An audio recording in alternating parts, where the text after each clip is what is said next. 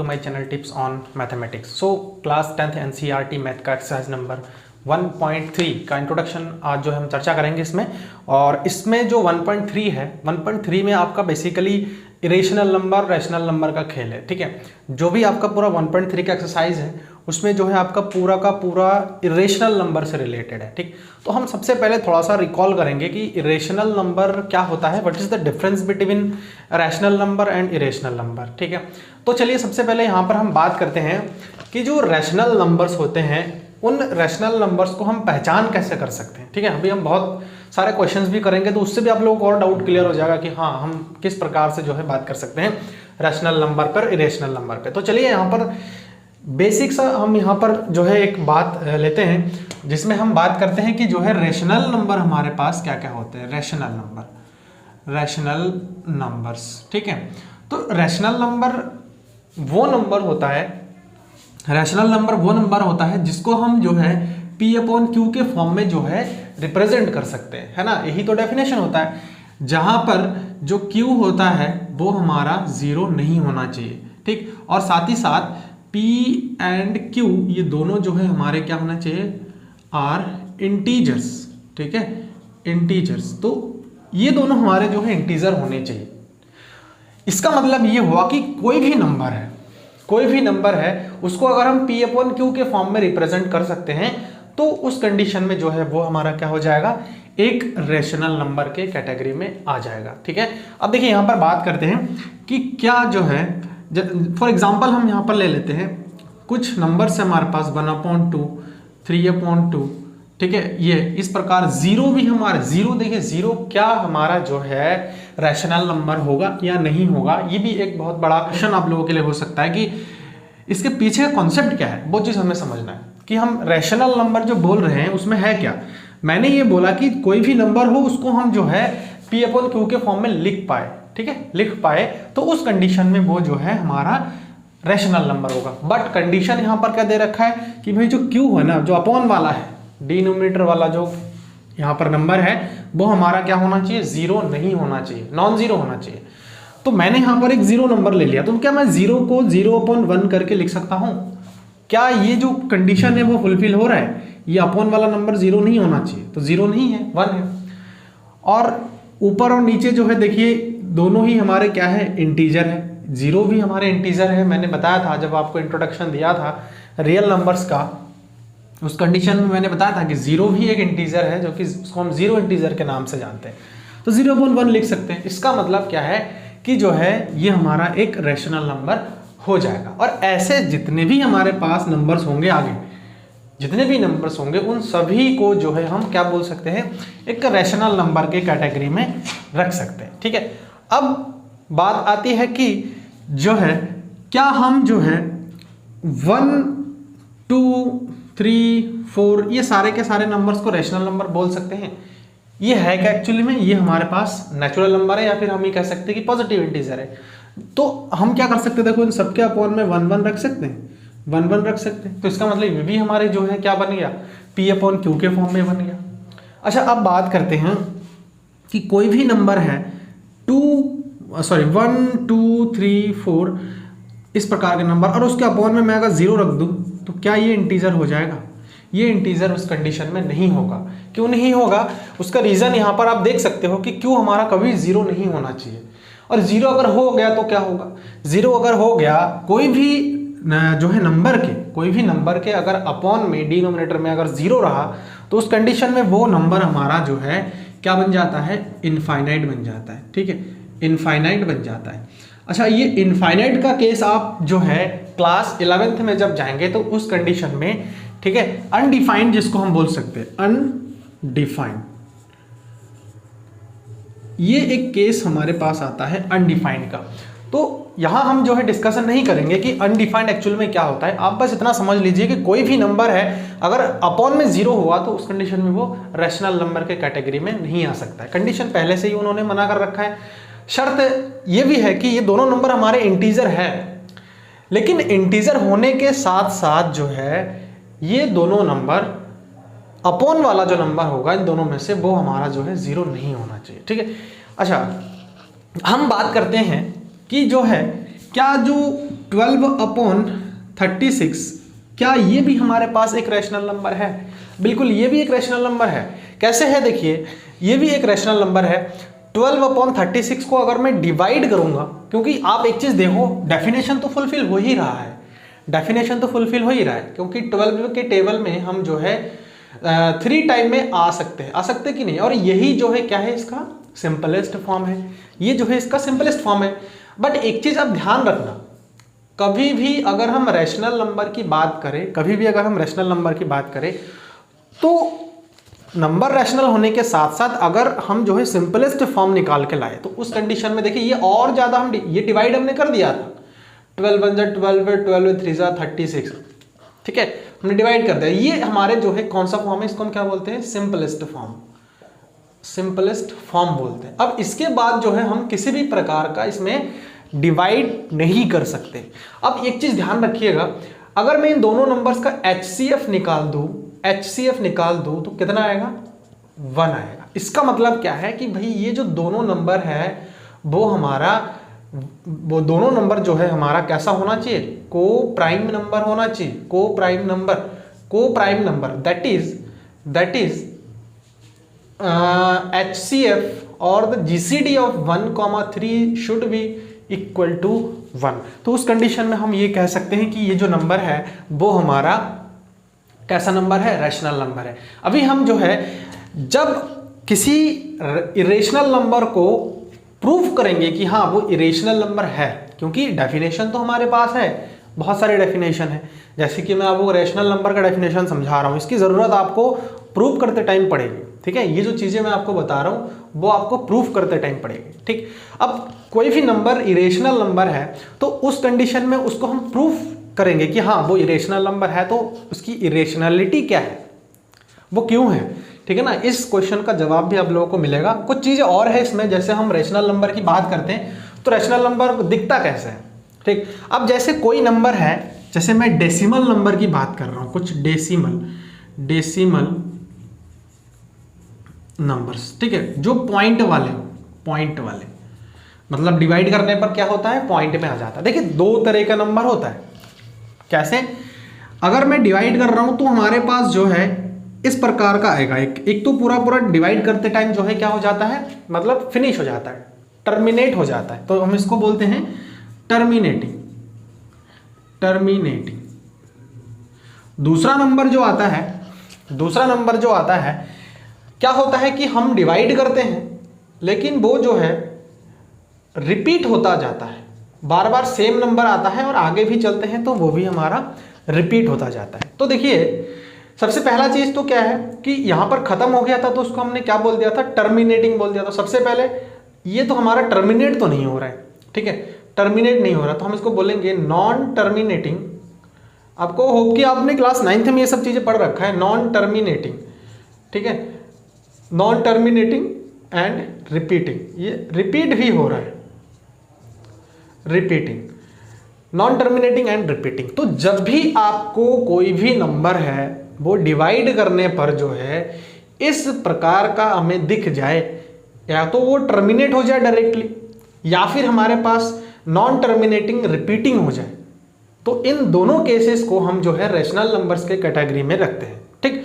अब यहां पर जो है देखिए इसको हम लिख सकते हैं 1 पॉइंट, कितना नंबर रिपीट हो रहा है, 2 नंबर बार बार रिपीट हो रहा है, 3 2 3 2, तो 3 2 के ऊपर हम एक बार लगा देंगे। ये तरीका होता है रिप्रेजेंट करने का, ठीक है, कि जब नॉन टर्मिनेटिंग हो और रिपीटिंग वाला नंबर हो जाए, समझ में आ रहा है। अच्छा, यहां पर इन दोनों नंबर्स को जो है हम रैशनल नंबर कैटेगरी में रखते हैं। अब हम इरेशनल नंबर को कैसे देख सकते हैं, ठीक, हम प्रूफ तो करेंगे लेकिन आप थोड़ा सा इसको समझिए। इरेशनल नंबर का मतलब ये है कि कोई भी नंबर है जो कि आपका रिपीट भी नहीं हो रहा हो और टर्मिनेट भी नहीं हो रहा हो। देखिए ऐसा आप मान लीजिए 1 0 1 1 0 0 1 1 1 0 0 0 1 1 1 1 0 0 0, और इस प्रकार से आपका जो है आगे चलता ही जा रहा है। अब हो क्या रहा है इस केस में, इस पर्टिकुलर केस में देखिए सबसे पहला बात तो इसमें है non repeating and non terminating. मतलब ये है कि ये रिपीट भी नहीं हो रहा है और टर्मिनेट भी नहीं हो रहा है। यहाँ हमने दो केसेस पर डिस्कशन किया था कि एक तो टर्मिनेट हो गया था और एक टर्मिनेट तो नहीं हुआ था बट वो उस कंडीशन में रिपीट हो रहा था।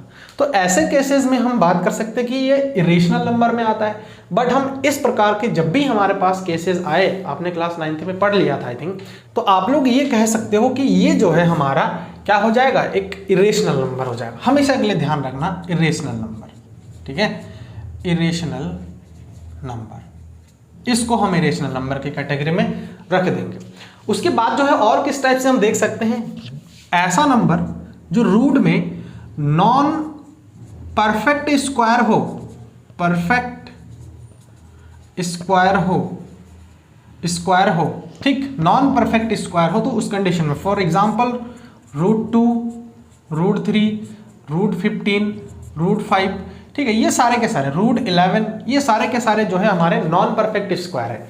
मतलब हम इसका स्क्वायर रूट फाइंड आउट नहीं कर सकते। जैसा कि मैं यहाँ पर लिख रहा हूँ 25 लिख रहा हूँ, तो 25 देखिए ये परफेक्ट स्क्वायर है एक प्रकार का, तो हम इसको ऐसे लिख सकते हैं 5 का स्क्वायर, और आपको पता है स्क्वायर से ये कैंसिल आउट हो जाता है, तो हमारे पास 5 आ जाएगा। तो 5 आ जाएगा, इसका मतलब मैं 5/1 लिख सकता हूँ। तो ये सारे के सारे हमारे क्या हो जाएंगे, रैशनल नंबर हो जाएंगे। तो नॉन परफेक्ट स्क्वायर देखिए, आप इसका स्क्वायर रूट तो फाइंड आउट नहीं कर सकते। तो जब स्क्वायर फाइंड आउट नहीं कर सकते तो उसको आप जो है क्या बोल सकते हो, उसको जो है आप परफेक्ट स्क्वायर बोल सकते हो, सॉरी नॉन परफेक्ट स्क्वायर, या फिर इसको हम बोल सकते हैं इरेशनल नंबर। समझ में आ, इरेशनल नंबर की कैटेगरी में हम उसको अच्छी तरह से रख सकते हैं। तो इन सब छोटी छोटी बातें हैं, इनका आप जो है ज़्यादा ध्यान रखना।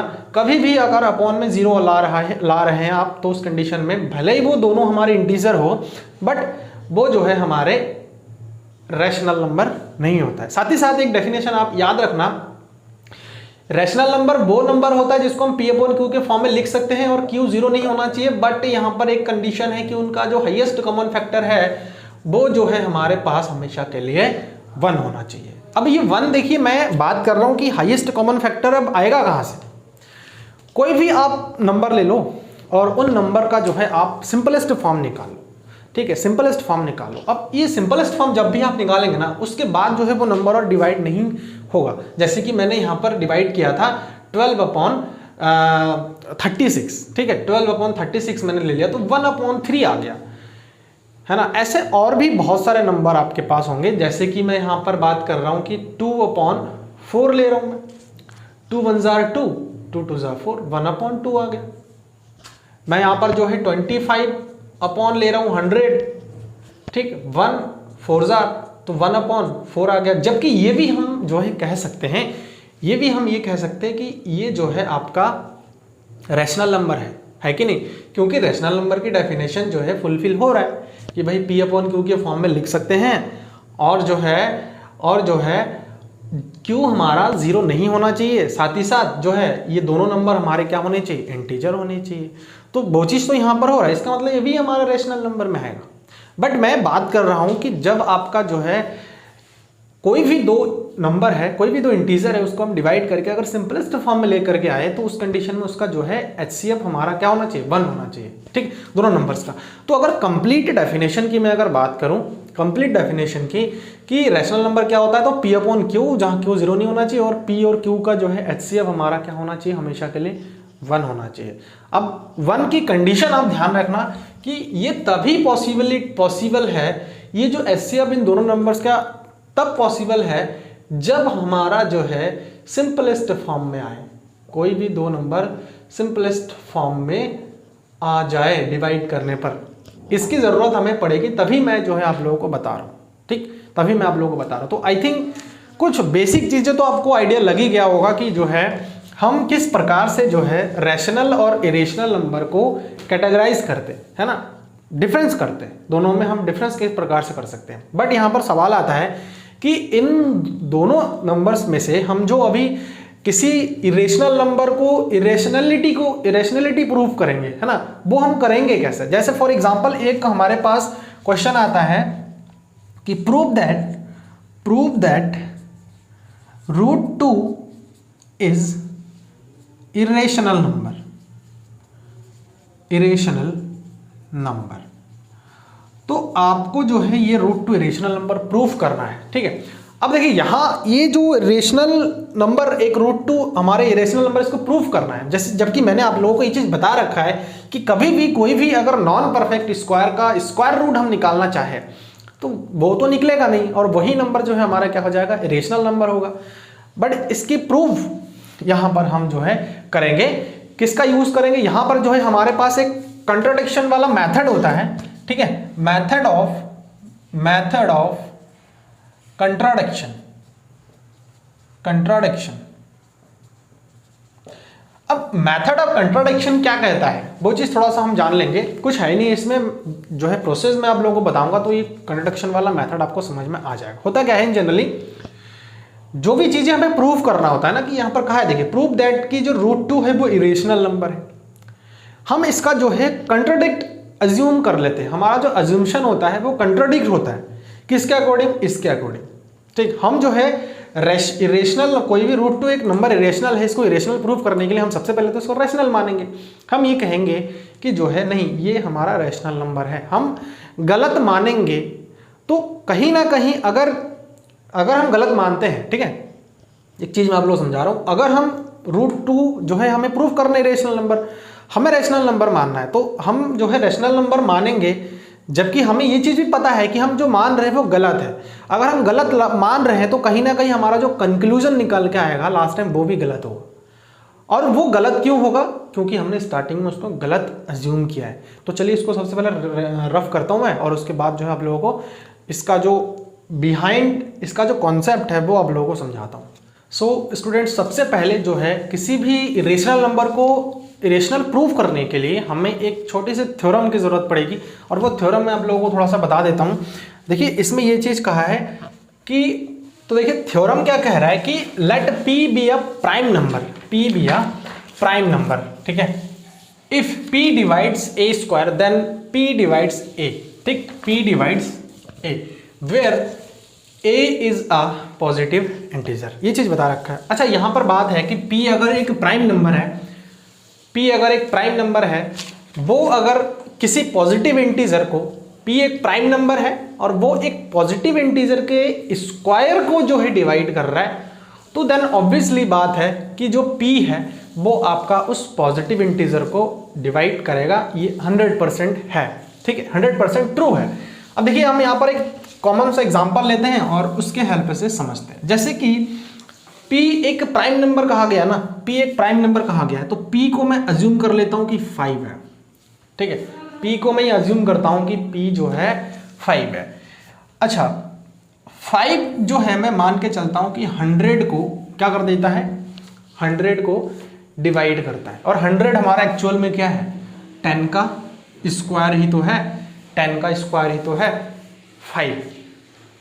5 जो है अगर 10 के स्क्वायर को डिवाइड कर रहा है, देन ऑब्वियसली 5 जो है 10 को भी डिवाइड करेगा। वही चीज यहां पर बताया गया है। कोई बहुत ज्यादा कॉम्प्लिकेटेड थ्योरम नहीं है, आपको सिर्फ इसको अप्लाई करना है, प्रूफ पर हमें नहीं जाना इसके, इसको अप्लाई करके हम जो है किसी इरेशनल नंबर का इरेशनलिटी प्रूफ करके हमें बताना है। ठीक, देखिए आप बता सकते हो कि 5 जो है 10 का स्क्वायर को डिवाइड कर रहा है, कर ही रहा है भाई। 5 जो है हम 100 को 5 से डिवाइड कर सकते हैं, 20 टाइम्स चला जाएगा, और जाहिर सी बात है कि भाई 10 इसके जो है 5 जो है 10 को भी डिवाइड करेगा, 2 टाइम्स चला जाएगा। हो रहा है कि नहीं हो रहा है? तो थ्योरम कहीं ना कहीं 100% आपका जो है ट्रू है।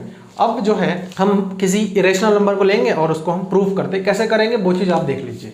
सो NCERT इसमें आपके थ्योरम करके मेंशन है, जबकि है ये एग्जांपल काफ़ी इंपॉर्टेंट एग्जांपल है, आई थिंक पूछा भी जा सकता है। थ्योरम 1.4 करके आपका दिया है, पेज नंबर 12 में आप देख लीजिए, NCERT का मैथ का जो बुक है आप लोगों के पास। तो यहाँ पर एग्जाम्पल ये है कि prove that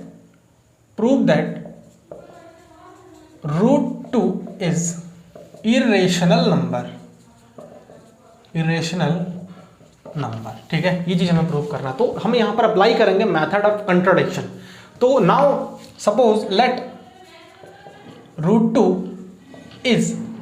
is rational number, हम ये मान के चलेंगे। और इस चैप्टर में, इस एक्सरसाइज में जितने भी क्वेश्चन है ना, उन सभी को सेम पैटर्न में हम जो है प्रूव करेंगे। अगर आप एक क्वेश्चन को सीख लेंगे तो बाकी जितने भी क्वेश्चंस आपके सामने आएंगे वो आप जो है इजीली जो सॉल्व आउट कर सकते हो, ठीक है, प्रूव कर सकते हो। लेट √2 इज रेशनल नंबर, ठीक है, ऐसा ही हम जो है करेंगे। अच्छा, अगर जो है कोई भी नंबर जो है रेशनल है तो उस कंडीशन में मैंने बताया था, तो इसको जो है हम P/Q के फॉर्म में, ऑब्वियसली बात है, क्या कर सकते हैं, लिख सकते हैं। कोई भी नंबर है अगर वो रैशनल नंबर है तो उसको हम जो है P/Q के फॉर्म में लिख सकते हैं। यहाँ पर हम ये बात कर सकते हैं कि जहाँ पर हम बात कर सकते हैं P and Q are integer and the HCF of PQ is equal to 1। तो हम ये मान के चलते हैं कि ये जो है हमारे पास एक रेशनल नंबर है, और मैंने आपको बताया था कि जब भी HCF हमारा जो है 1 हो जाए, किसी भी दो नंबर का HCF जो है 1 हो जाए, तो उस कंडीशन में वो दो नंबर जो है एक को प्राइम नंबर होता है, that is P and Q are co prime. हम ये कह सकते हैं, मैंने बताया है आप लोगों को कि जो है P और Q जो है उस कंडीशन में क्या हो जाएगा, को प्राइम हो जाएगा। मतलब ये है कि ये जो P और Q आ रहा है ना, ये एकदम सिंपलेस्ट फॉर्म है। आप ऐसे सर्किल मत करना और इस प्रकार से लिखना भी मत, मैं आप लोगों को सिर्फ समझा रहा हूँ कि ये जो है आपका क्या है, सिंपलेस्ट फॉर्म है, ठीक है। हम एक्सरसाइज से क्वेश्चन सॉल्व करेंगे तो आपको पता लग जाएगा कि हम एग्जाम में किस प्रकार से जो है क्वेश्चन को सॉल्व करेंगे, सिंपलेस्ट फॉर्म। अच्छा, अब जो है यहाँ तक बात क्लियर हो चुका है आई थिंक कि ये जो P/Q लिख रहे हैं, Q 0 तो नहीं है और जो है ये दोनों इंटीजर है, साथ ही साथ इन दोनों का HCF जो है 1 है, that is P and Q are co prime, ठीक, ये है। अब यहाँ पर हम क्या करेंगे, इसको जो है थोड़ा सा मल्टीप्लाई करके सॉल्व आउट कर देंगे, इसको हम इधर लेके आएंगे। तो Q √2 is equal to P, इसको हम इस टाइप से लिख सकते हैं, ठीक। इसको हम इक्वेशन नंबर फर्स्ट लेट करेंगे। अब क्या करेंगे, squaring both side, we get, अगर हम दोनों साइड में स्क्वायर करेंगे तो देखिए Q √2 whole square is equal to P whole square. तो यहाँ से क्या आ जाएगा, Q square 2Q square is equal to P square, ठीक है। यहाँ तक आई होप कि क्लियर हो चुका है आपको। अब देखिए यहाँ पर वही बाय यूजिंग थ्योरम हम ये बात कर सकते हैं कि ये जो 2 है वो P स्क्वायर को डिवाइड करेगा, 2 divides P square, this imply 2 also divides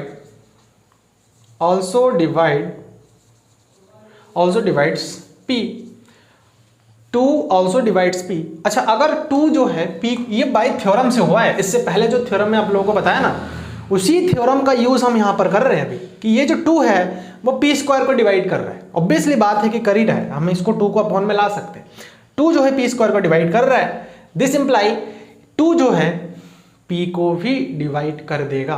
और अगर 2 जो है P को डिवाइड कर देता है तो उस कंडीशन में मैं उसको ये मान के चलता हूं कि जब 2 जो है P को डिवाइड करेगा तो एक हमारे पास इंटीजर निकल के सामने आ जाएगा, और वो क्या होगा, वो जो है C होगा।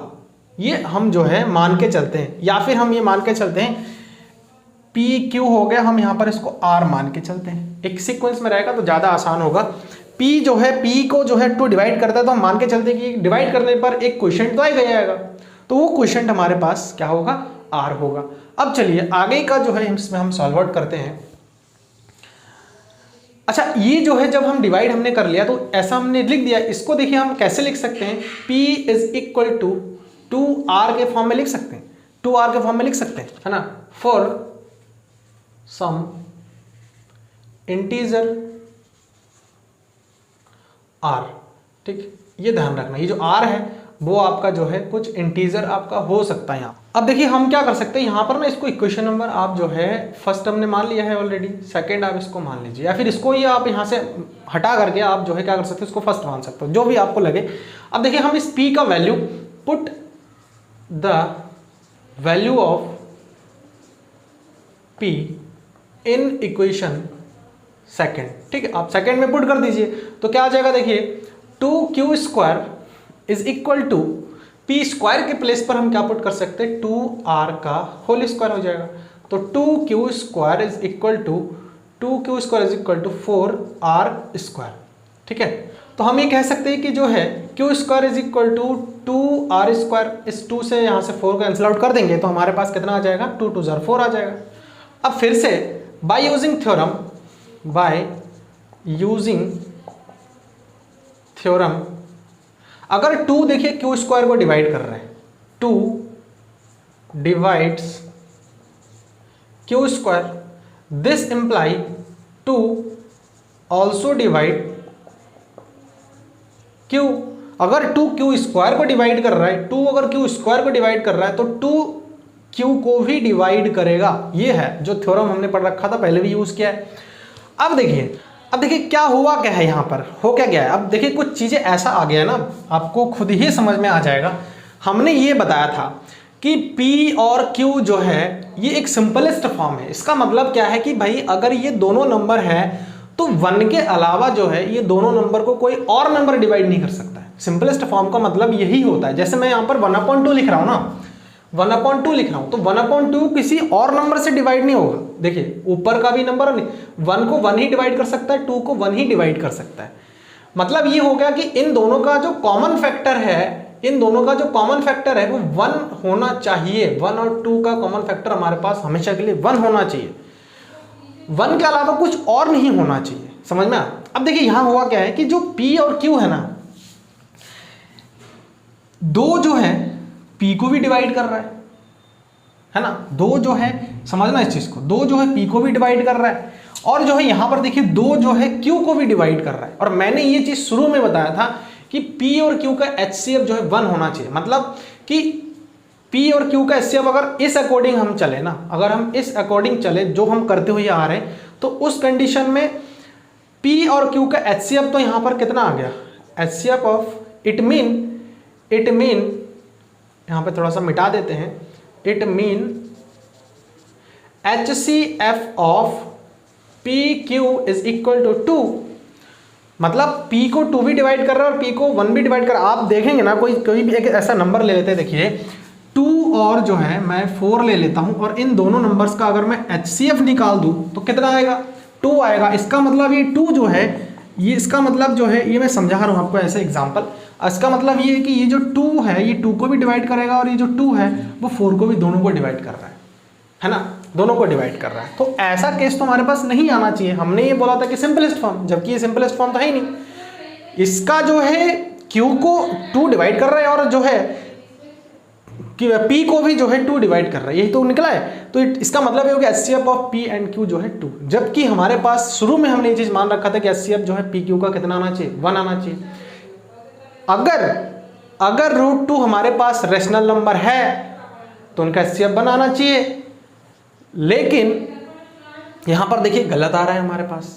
ठीक, तो जो चीज हमने माना था अगर यही सच होता तो यहां पर 2 आने की कोई चांस ही नहीं था, क्योंकि हमने जो रैशनल नंबर मान के रखा है उसके अकॉर्डिंग 1 आना चाहिए। लेकिन देखिए HCF इन दोनों नंबर्स का कितना आ रहा है, 2 आ रहा है। इसका मतलब क्या है कि ये गलत आ रहा है, और गलत इसीलिए आ रहा है क्योंकि हमने गलत अज्यूम किया है। ठीक, गलत हमने अज्यूम किया है। अब जो है हम यहाँ पर थोड़ा सा 2 लाइन लिखेंगे और उसके बाद जो है ये पूरा जो प्रोसेस अब आपको समझ में आ जाएगा। ऐसे ही आपको एग्जाम में भी करना है।